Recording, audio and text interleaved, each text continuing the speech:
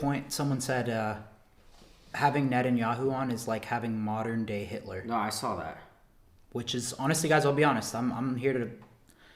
That's a good point. So the most esteemed and honestly most goated politicians of our generation, the NELK Boys, decided to take it upon themselves to interview probably the most controversial world leader at the moment, which is Netanyahu. And honestly, they might have been better off just playing patty cake with bro, because there was absolutely no pushback during this whole interview, and potentially they might have been handed a script, ? But at the very least, I'm here to tell you to hold your horses, buddy, because they did ask some questions that we were just dying to get an answer to. What's your go-to at McDonald's? No, I'll tell you, Burger King. We did the double, Whopper? The double. I haven't ripped Burger King in a long time. Burger King kind of sucks. Yeah. No, the you're wrong. BK Lounge can hit. So there you have it. Instead of providing some pushback to a lot of answers that people have, now we know Netanyahu's Burger King odor. I mean, absolutely goated information here. World peace has been achieved. Boom, we did it, guys. But all jokes aside, this podcast interview thing received a lot of backlash, to the point where their video got absolutely ratioed out here with comments like, "You guys didn't question him once. This is crazy. Reputation takes years to build and just seconds to ruin. Asking him if he prefers Burger King or McDonald's while people are starving. This is insane." So obviously people are not happy. And you know what? Steiny came through and he did not make it much better. I disagree completely. You like Burger King over McDonald's?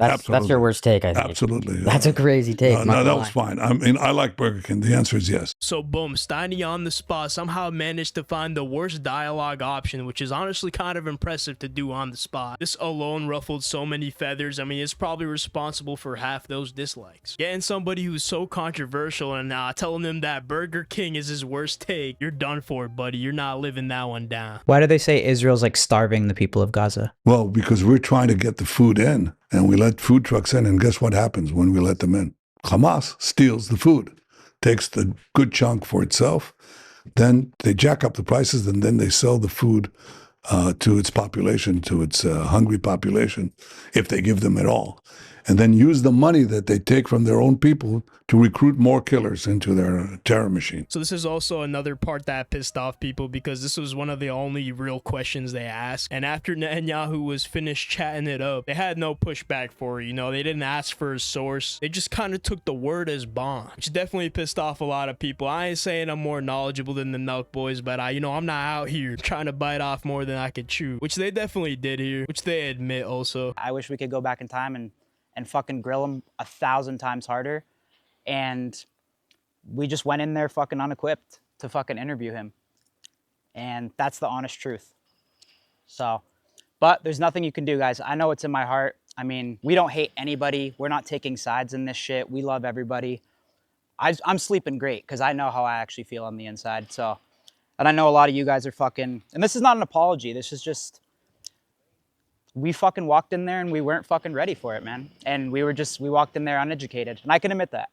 But life goes on. There's nothing you could do. So Kyle here is acknowledging what went wrong. As long as they learn from it, like he said, life goes on. Or at least I hope so. My dream guess is Kim Jong-un. Both of Kim ours. Jong-un, if you're watching this, This is kind of I'd like like to that. come to North Korea and interview you All I as could well. think about is Well, it might already be over. But they're not done yet. Shortly after the podcast, they had an insane nightmare blunt rotation with Hassan, Sneeko, and Myron Gaines all being on the same page together, which is a crazy feat to accomplish. Congratulations on that one, NELK Boys. And I never thought I'd say this, but Hassan might actually be cooking in this statement. It's an advantage for them. And They're it's like, using you guys, guys. like, They're using you guys to look good. Hassan!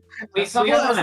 Bro, why does anybody... Hassan, sorry, I don't mean to cut you off. Hassan, anyone goes on a podcast, promote whatever they're doing. We're aware of that. They're not. But Benjamin Netanyahu's not promoting a book, dog. He's promoting a genocide. Bro, That's we the have point. fucking O.J. Simpson on. We have Entertain on. It's the same shit. Okay, This one none might of be a those little bit things. more. You do realize You're right, that, they like, don't match. No, this I is agree the with one you. They don't match instance. these- This is the one instance where it's the worst guess you could have, because I can see how somebody can take advantage of the NELK Boys. At the end of the day, these guys are well known for being the full send guys, all right? They're sending every Saturday. They're just chill guys who like to chug beers, It's low-key safe to assume that you're probably not going to get grilled by the most knowledgeable people. And for somebody like Netanyahu who has a lot of hate on his back, this could be a good opportunity for some good promo. Now he's just known as the guy who likes a little Whopper from Burger King. Maybe a double Whopper if he's feeling crazy that day. Okay. What an insane take that is. Anyways, we're gonna move on because Kyle from the NELK Boys actually dropped some interesting lore. There, and we met, saw one of our friends, and then we met the press secretary, Carolyn. So she's like Trump's press secretary. So we toured the White House, and then they took us to this place called the Blair House. So we walked in, and there was just like 20 people in suits there. Yeah. The setup was already there. Like both flags. We couldn't touch anything or move anything. And they don't give you any restrictions like don't ask this. I'll be honest. They gave us a paper with questions to ask, but they also said they kind of they gave us a script to ask, but we didn't really follow it. Yeah. We tried our very best to ask some questions, but I think personally, I like. So very interesting lore dropped. Apparently they were handed a script to ask Netanyahu, and I mean, that statement alone, we tried our very best. It's not very reassuring at all. They probably were under a lot of pressure not to ask certain things. I would not be surprised if they took them to the side and said, yo, don't say this, don't say that. We got your whole entire family at gunpoint, buddy, type shit. Which this statement that he gave just reassures my belief that Netanyahu did this for some quick little good promo, you know? My final take with this is that the NELK Boys were pretty over their head and should have probably let anybody else do this interview. And for the people that are still super pissed at the NELK Boys, I mean, here's Steiny getting knocked out by a UFC champ. All right, boom, night night, buddy.